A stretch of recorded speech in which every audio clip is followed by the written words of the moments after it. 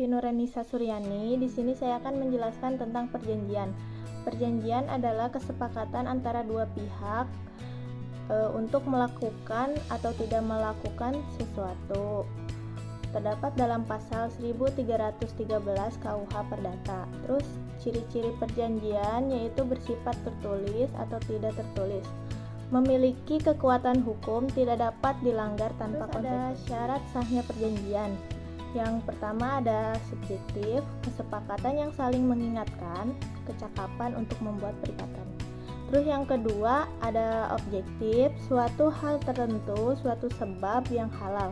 Terdapat dalam pasal 1320 Warahmatullahi wabarakatuh. Nama saya Fadel Apriliano dari kelompok 1. Saya akan melanjutkan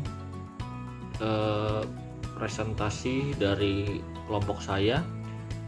Saya akan melanjutkan di jenis-jenis perjanjian. Jenis-jenis perjanjian di sini ada 5 contoh, yaitu yang pertama perjanjian jual beli yang terdapat pada pasal 1457 sampai dengan 1477 Kitab Undang-Undang Hukum Perdata. Lalu yang kedua ada perjanjian tukar menukar, itu yang terdapat di pasal 1478 sampai dengan 1486 Kitab Undang-Undang Hukum Perdata. Lalu yang ketiga ada perjanjian sewa menyewa yang terdapat pada pasal 1578 sampai dengan 1600 Kitab Undang-Undang Hukum Perdata.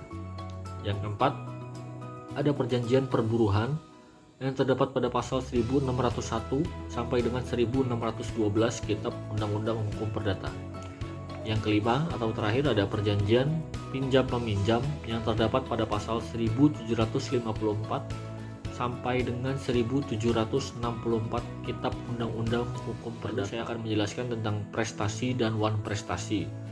Prestasi itu berisi tentang pelaksanaan isi kontrak yang diperjanjikan, lalu memberikan sesuatu dan berbuat sesuatu dan tidak berbuat sesuatu.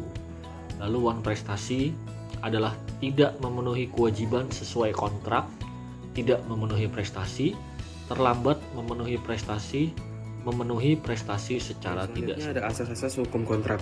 Yang pertama, kebebasan berkontrak menurut pasal 1338 ayat 1 KUH Perdata.